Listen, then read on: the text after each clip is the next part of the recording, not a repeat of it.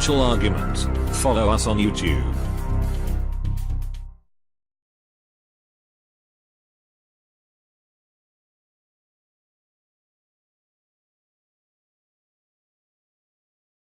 Paul Craig Roberts, you are very well known to the conservative public in America, but now we are about to publish your immense book on what happened to America in the last 15 years, since September 11th and until the end of the Obama era. And the title of the book is How America Got Lost, L'Amérique Perdue in French. America Lost, like a lost highway, you know, David Lynch's film. So, so what sort of highway was America engaged on to get lost like that? The United States has always been something of an empire and has always been trying to add territories to its empire. And after World War II, it was able to add Europe, or Western Europe, to its empire, and Japan. And was checked from going any further by the Soviet Union, which was an equally powerful military state. And so during the second half of the 20th century, until the Soviet collapse in 1991, the empire impulse of Washington was checked by the Soviets. Now, when the Soviet Union collapsed, this removed constraint on United States power. And it instantly began thinking of itself as the uni-power, the world's only superpower. And from this came the neoconservative ideology of American world hegemony. The neoconservatives concluded from the collapse of communism that history had chosen the United States as the only viable political economic system, and that it was the responsibility of the United States to impose this system on the world. And this neoconservative ideology suited many of the powerful private interest groups. It suited the military security complex, because they knew their budgets would be safe forever, because they were worried with the Soviet collapse whether all the funding for the military security complex would continue. Well, now the neoconservatives have given them a new justification, American world hegemony. This suited the financial sector, because the American financial sector has always intended to exercise financial hegemony over the rest of the world. So, this suited, of course, the oil companies, who could control the energy flows, and it suited the global corporations, who could dictate the policies of other countries, force them out of self-sufficiency into monocultures, producing for export. So the whole thing suited the American power structure as well. yes, but when we read your chronicles of that time, it appears that the benefits for the United States, for the people of the United States, were not as high as the prices. There were no benefits for the people. Only for what is now known as the 1%. Well, the fact that this system benefited the 1%, not the 99%, and that it continued for a quarter of a century, for 25 years, meant that the vast bulk of the American population had no real income gains. In fact, they had real income losses. That the average real median family income today is less than it was 20 or 30 years ago. Because this process of globalization was a process by which Wall Street forced all the manufacturing companies to move their production for American markets offshore, where labor costs were cheaper. So the American working class, the middle class, working class, lost their employment, and the income that had been paid to them in wages instead went to the executives of the corporations in the form of executive bonuses. They call them performance bonuses. And they went to the shareholders in the form of dividends and capital gains. So this is the explanation for the sudden worsening in the income distribution in the United States. The money that had been paid to a workforce instead now, by hiring much cheaper labor in China, India, abroad, wage savings then went to the capitalists, to the owners. So this also had a lot of trickle-down adverse effects because it destroyed the tax base of states, of cities. It also hurt the federal tax base. And then the next step in this globalization was to move offshore the tradable professional skills, such as software engineering. A tradable professional skill is one that can be performed anywhere. It doesn't require hands-on presence. You know, if you're going to get your hair cut, it has to be done locally. But if you want software written, it can be written anywhere. Yeah. And so the rise of the high-speed internet allowed the corporations to move offshore the salaried middle-class jobs that college and university graduates had always taken. So all of a sudden, there's no employment for American university graduates. According to published reports from the Federal Reserve, the central bank, 50% of American 25-year-olds live at home with their parents. And the reason is they cannot get employment that pays enough to support an independent existence. This sounds very much like Russia at the end of Soviet Union, because Right. there was no middle class left, and the young graduates, everybody were graduates, but they had no jobs. Well, it's a process in the United States of deindustrialization. It's a process of moving from the first world into the third world. Yeah. We see this in the form of the jobs that they claim are created. We don't really know if any of these jobs actually are created because they monkey with the figures. But if we believe the job reports that come out monthly, the jobs are waitresses, bartenders, retail clerks, hospital orderlies. In other words, there are no jobs for engineers, architects, researchers, designers.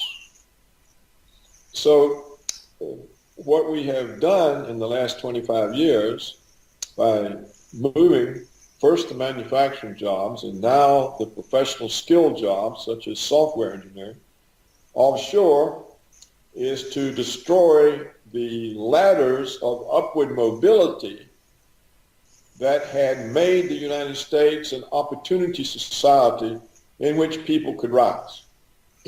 Now, it took a while for the population to realize what was going on, because first it's happening to you or your son or your grandson, and you think it's just an anomaly, or, but over time it happened to so many people. They realized that they had been cast aside and that looting was going on, and that everyone was being looted for the benefit of a few oligarchs and a few powerful private interests.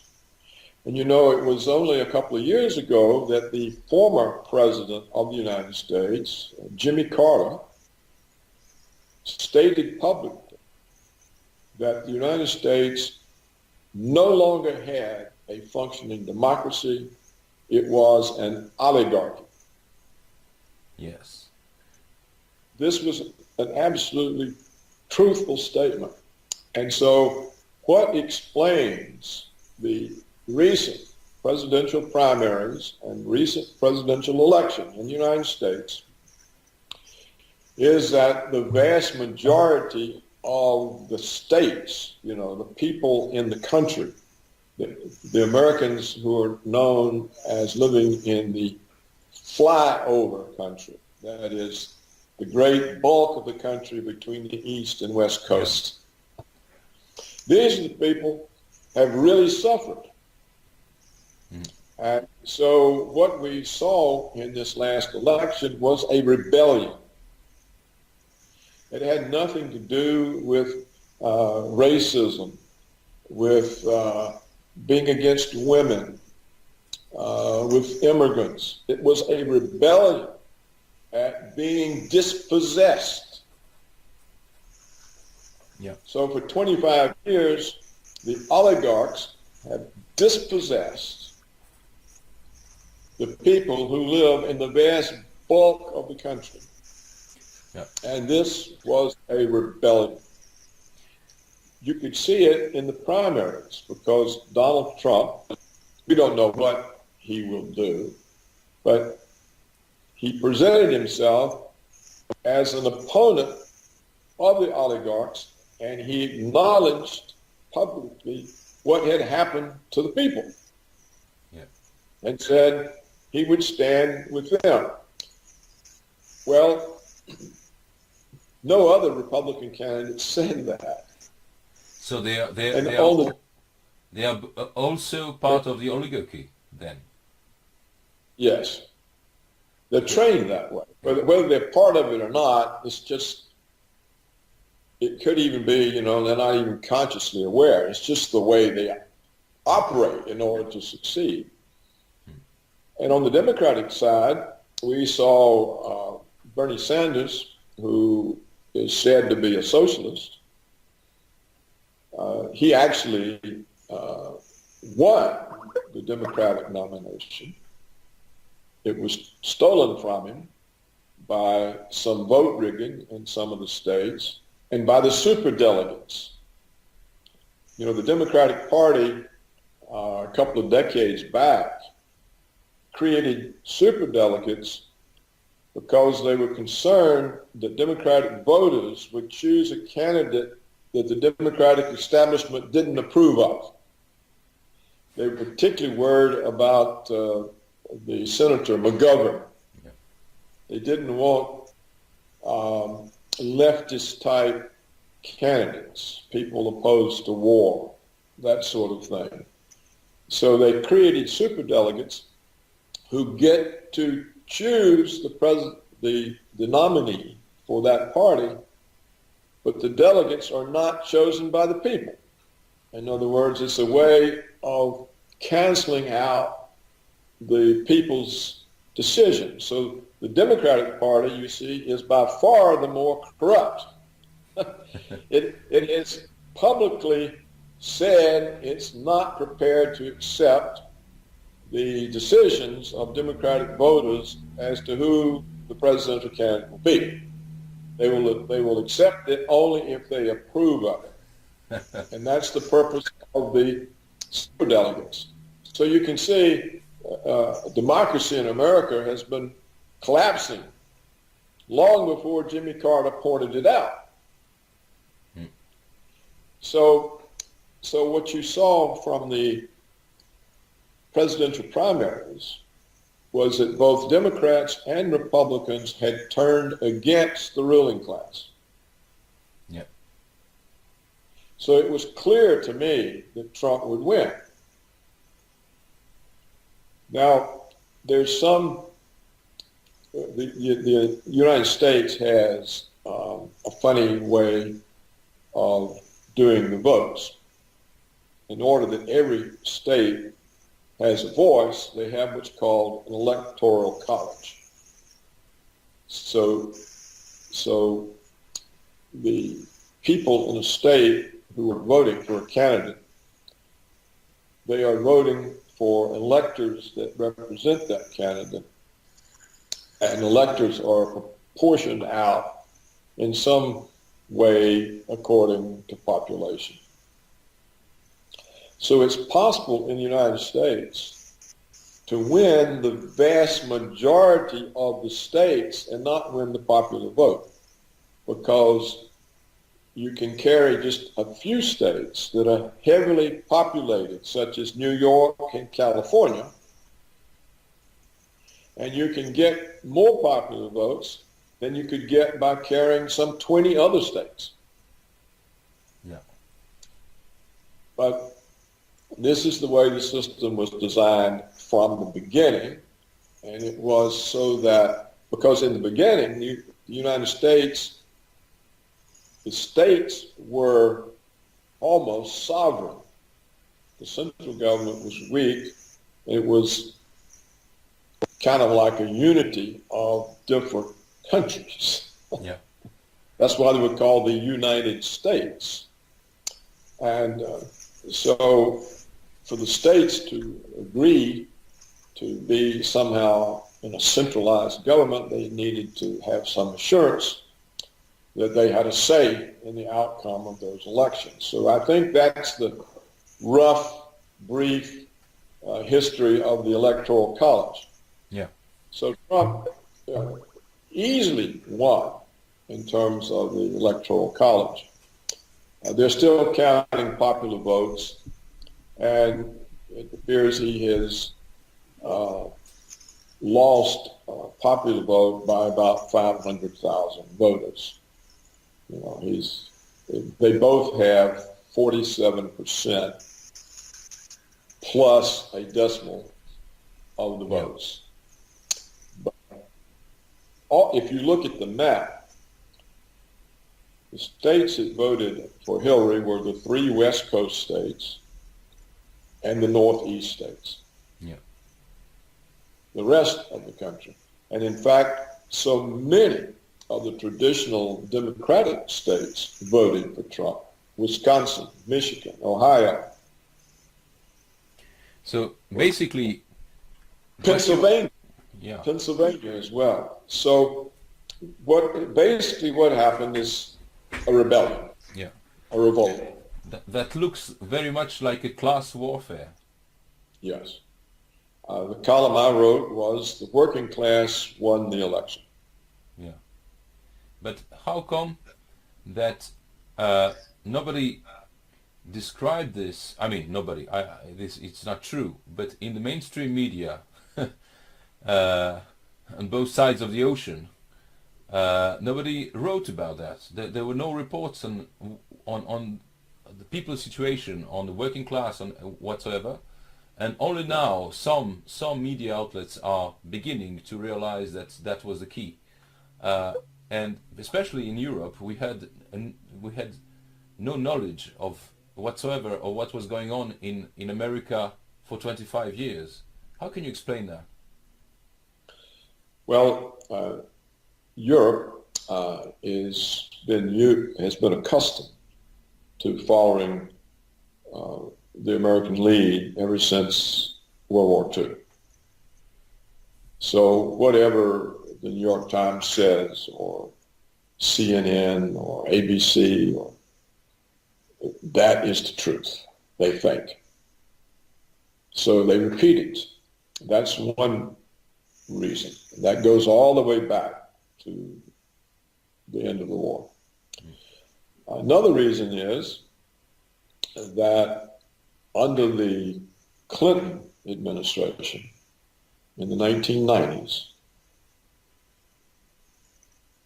the government permitted 6 mega corporations, huge corporations, to buy up and concentrate in 6 holdings 90% of the American media.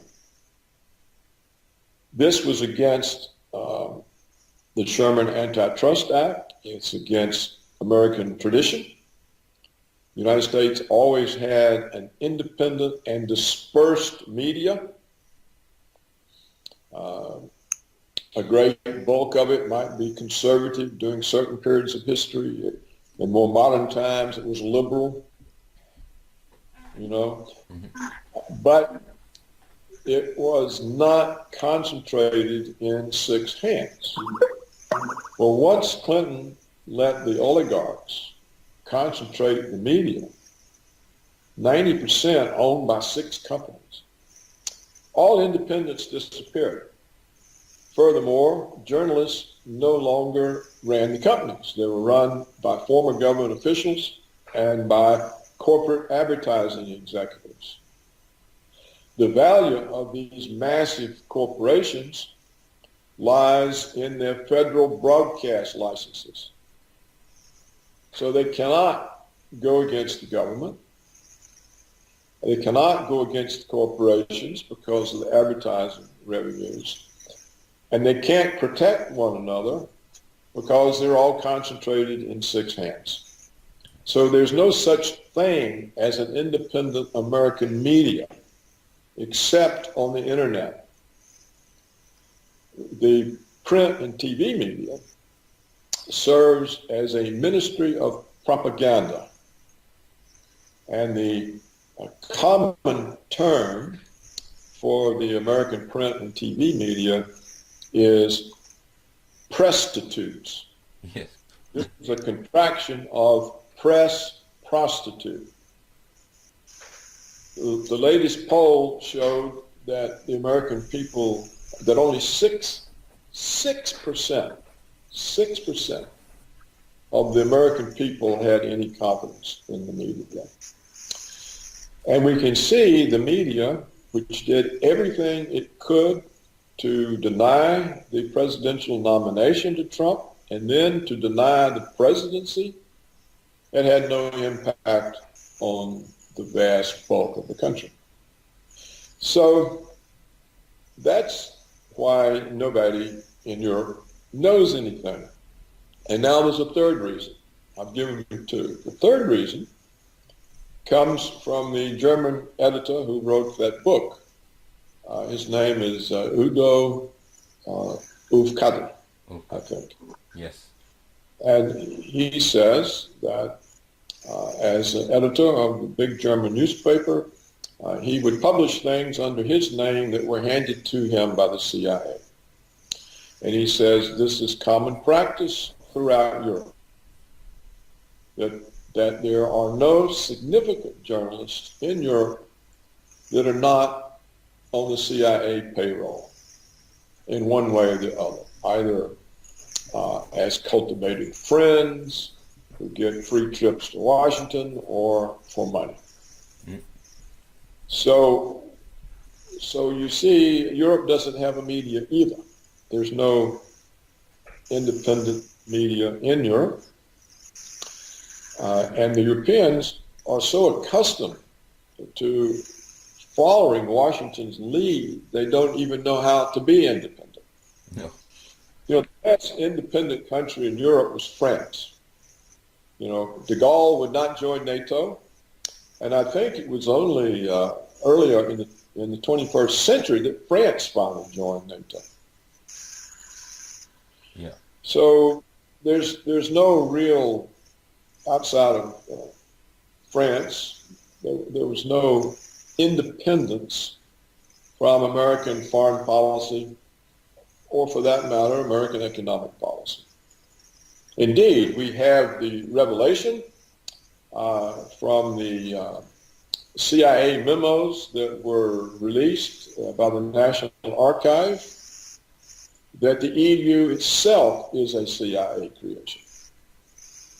That it was the CIA that came up with the idea of the European Union, because if Europe was centralized, it would be much easier for Washington to control. There would only be a few people to control, to pay off, or influence. Whereas all these separate countries, this was a nightmare. They could play each other off. They could, some politician could go off in some other direction. And so this is not a conspiracy theory. These memos are released. A professor at Georgetown University or George Washington, I forget which, found them and wrote a book about them. So Europe is part of the American empire, and they're so used to being part of it, they don't even think about it. Yeah. So now, do you think that, I mean, what is the scope of the rebellion or revolution that bears Trump's name now? I mean, does this election mean that things are going to change radically in the United States and abroad, or does it mean that the empire will go on with its policy with just a little slowdown? Well, that remains to be seen, but the oligarchy is still there. They're still powerful. Trump, in a way, is more a manifestation of a rebellion than the leader of one. He's not experienced in the views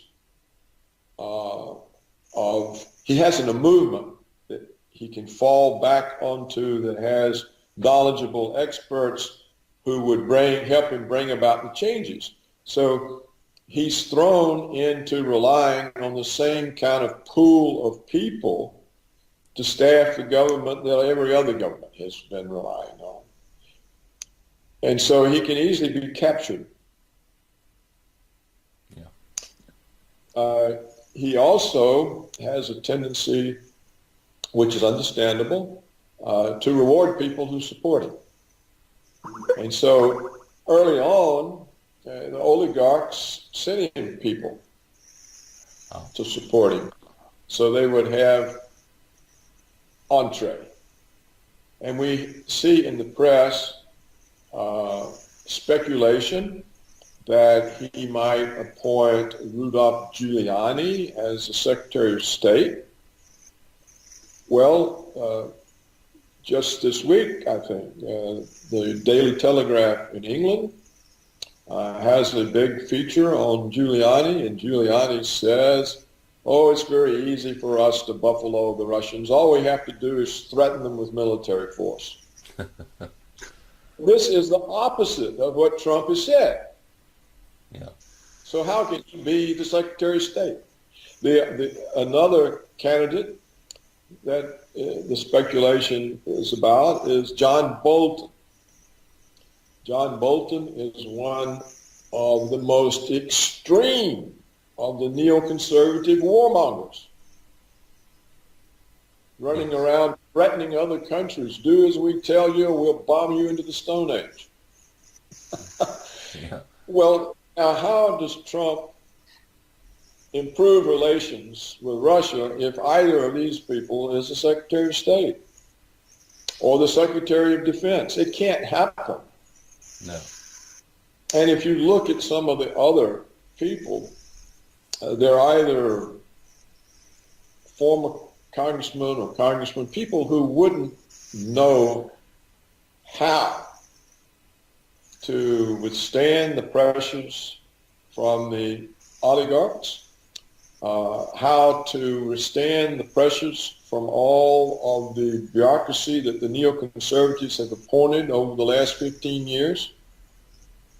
The people in the CIA and the NSA and the Pentagon, you know, he's up against a very powerful, established force. And it remains to be seen whether he can get the kind of appointees who will let him make these changes. Because the military security complex, it doesn't want a war with Russia, but it likes having Russia as an enemy. Yeah. Because, see, we have this enemy. We have to have another $1 trillion to spend on us, on our weapons. So we got to have more power. NSA, we got to have more power. We have to spy on everybody. Yeah. From the time they, 24 hours a day. We got to even know when the Americans are asleep, what they're dreaming about. And then Trump's other important goal, which is to bring back middle-class jobs to Americans. The global corporations don't want that. That means less profits, less performance bonuses, less capital gains. And so how does he actually achieve these things? And even though the House and the Senate are also under Republican control, in other words, this whole government is Republican. The Democrats are, Obama is seen as such a disaster that the Democrats will simply eliminate from the government. They're not in the House. They can't control the House. They can't control the Senate. They can't control the executive branch. So, but still, the Republicans in the House and Senate are indebted to the oligarchs for their campaign financing. That's who finances the campaigns. If you're a senator or a representative, you have to have money to put out all your advertisements and your television. And who gives that? Wall Street, the banks, military security complex, Monsanto, agribusiness, the energy companies. You see what I'm saying? The Israel lobby. The Israel lobby is very powerful. So these powerful interest groups are still there. They control the House, the Senate. So what can he do? It's not clear he can do anything. And if he fails, then what happens to the American people? Do they simply get demoralized and give up? Or are they harder pressed than ever and they get more angry and turn to violence? So what's the answer? It remains to be seen. Yeah. I think they'll turn to violence because they're being too hard pressed economically. You see, in many ways, we've already talked about they've lost their jobs. Their children and grandchildren have no prospects. The older Americans who saved for retirement and expected to be able to supplement their meager Social Security benefits with their savings, there's been no interest income on savings for 8 years. They've been forced to draw down their capital, not live off of its earnings. So the whole country is being impoverished. And then they watched how the Obama regime saved the big banks and let all the homeowners flush down the toilet. Yeah. So they know the system is against them. So if Trump can't somehow provide a better deal for these people, I don't think they'll just get demoralized and quit because they're too hard pressed. I think they'll get more angry. And if they try to oppress, and the United States is a big country geographically, and Trump's opponents are thin lines on each coast. The rest of the country is his. So I think if they don't make an accommodation with Trump and don't let him bring about these changes, they'll be faced next time with a more violent outpouring, more violent candidate. And if any of these neoconservative war models get in the State Department or the Pentagon, we won't have to worry about it because the conflict with Russia will end it all. You cannot convince a powerful country like Russia that you're going to attack them and have them just sit there and wait. No. They won't do it. And Putin has given them already warning after warning, and they don't hear. So if Trump is unsuccessful in establishing friendly, stable relations with both the Soviet Union and the China, then Europe can kiss itself goodbye. It's just not going to be there.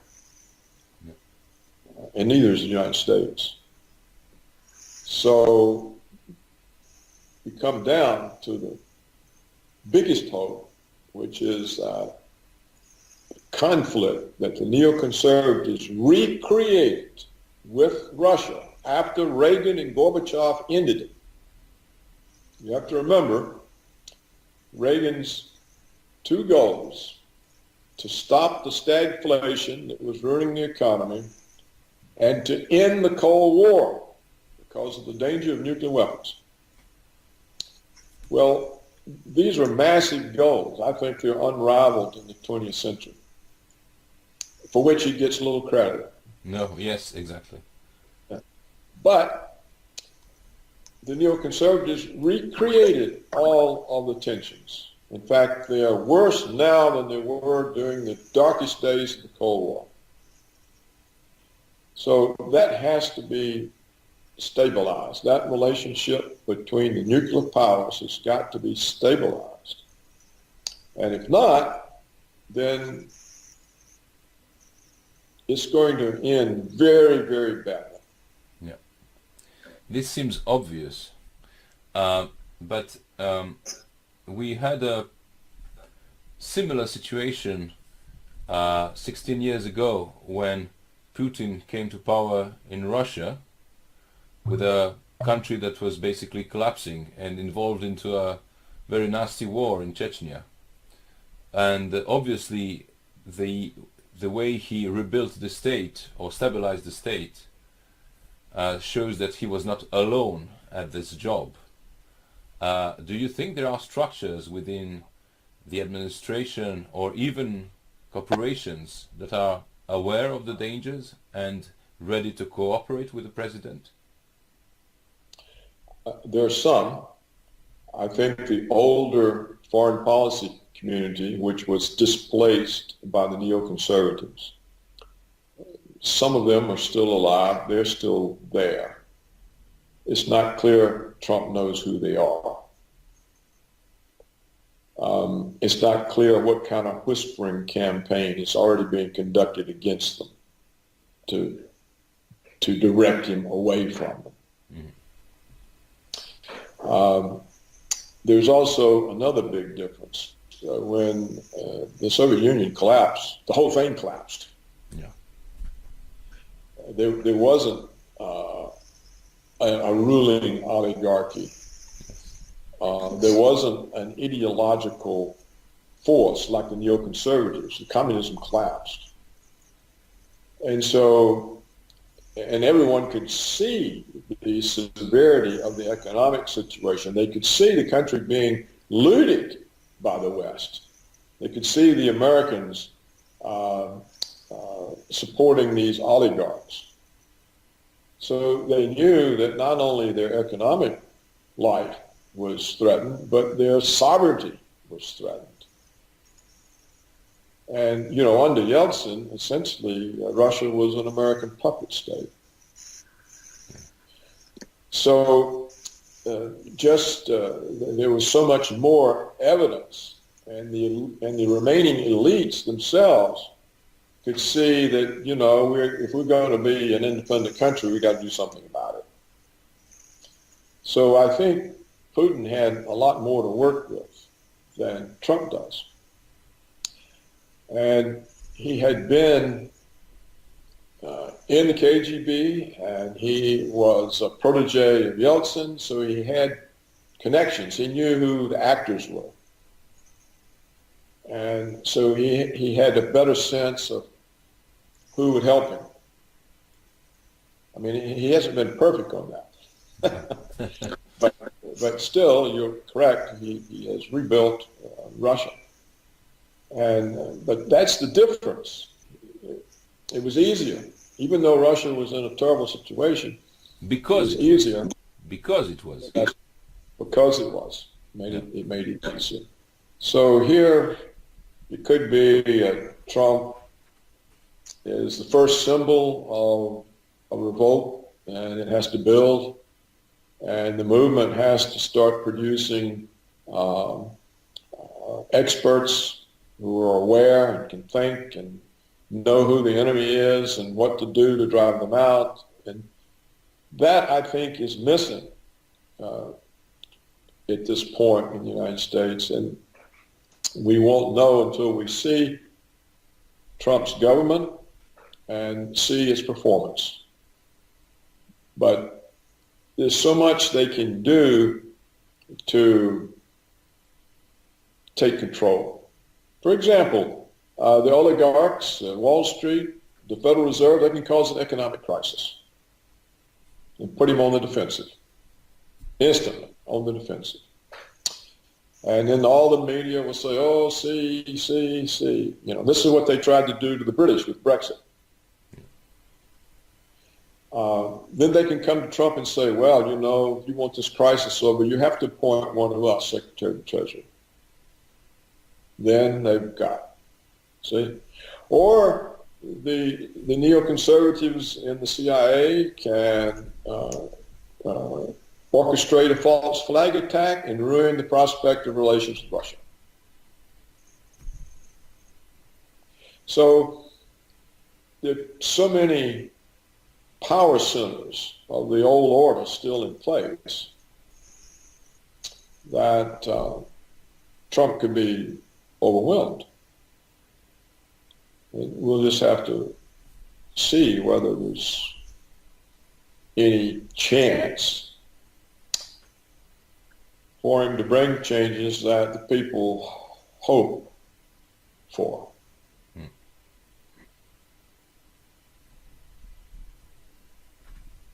Perfect. I think it's fundamental. Yeah, it's fundamental for people here to hear that.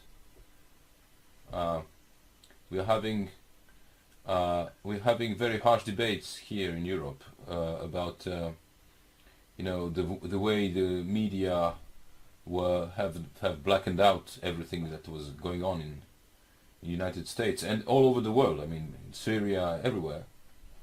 And now it seems to me that they are utterly frightened with how they're being overwhelmed and pushed aside by the electronic media, the internet media.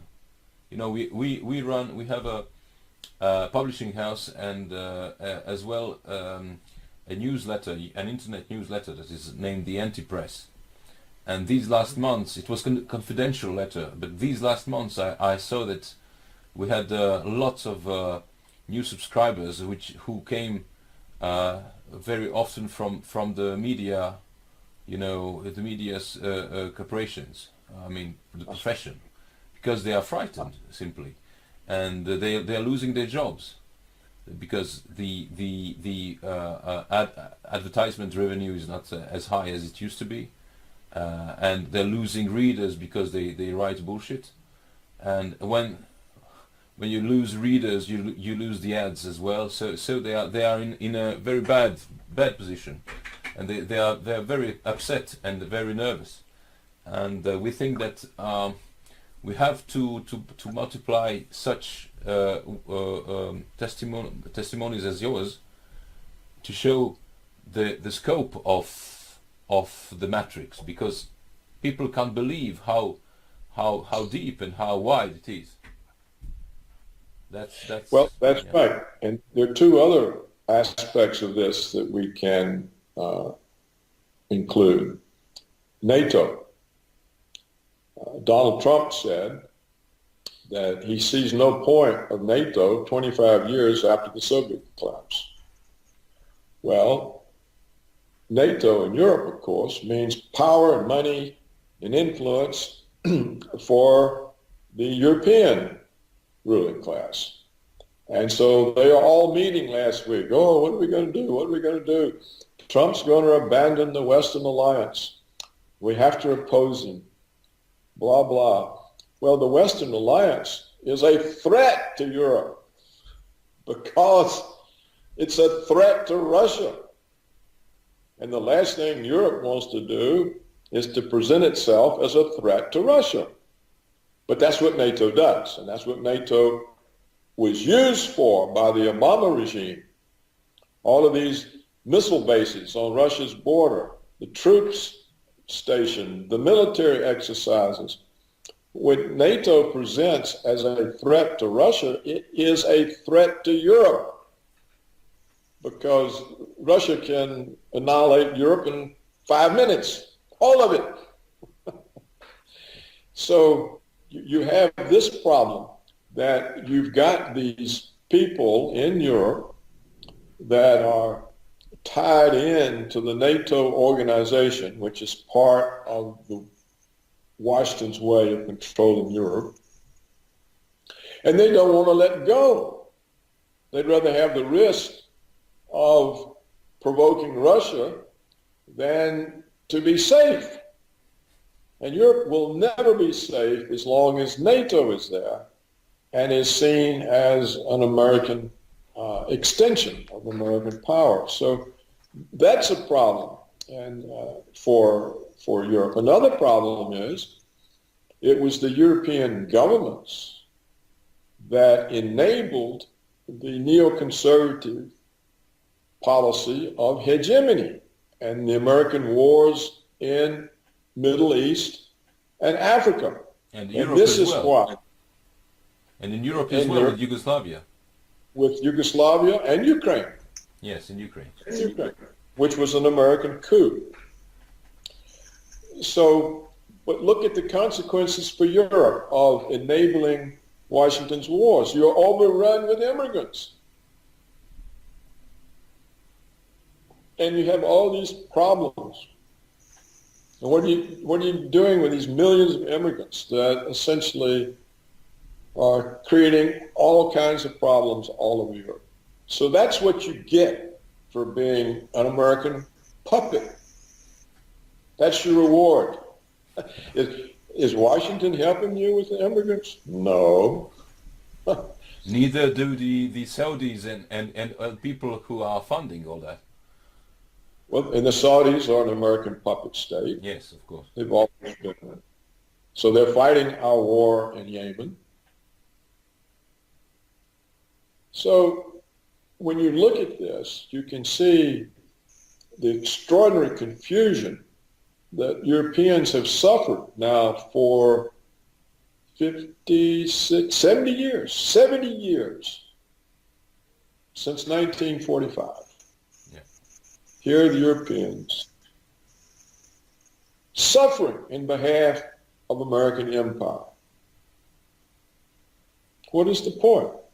You know, and Putin keeps saying, I keep waiting on the Europeans to wake up and be independent states again. No one listens. No one listens, but this is essential for world peace. the Europeans have to come to the realization that the American neoconservative American agenda of American hegemony is a direct threat to the existence of Europe, not just because the CIA lumped you all in the European Union in order to destroy the sovereignty of the individual countries, but also because the CIA uses you to confront the Russians. And of course, Europe is no match for Russia. The United States isn't either, in my opinion, and certainly not a match for the combination of Russia and China. So what we've seen in the 21st century is the American neoconservatives have demonized China and Russia and turned the other two powerful countries into enemies. Why? For no good reason except an ideology that in every way is comparable to Trotsky. World revolution, world hegemony. You have to remember, not even Stalin believed that. He said socialism in one country, and he killed off the Trotskyists. So what we have in the American neoconservatives is a new group of Trotskyites who want to exercise power over the entire world. Yep. This is an ideology. It's like the French Revolution in its initial stages. We'll take it to all of Europe. So at some point, the Europeans have to understand that none of this makes them safe. Are they safe with 2 million immigrants running around, abusing women, causing crimes? No. Are they safe being drawn into confrontation with Russia? No. Are they safe being forced to hurt their own economies by abiding with American sanctions? No. What does Europe get out of this? Nothing.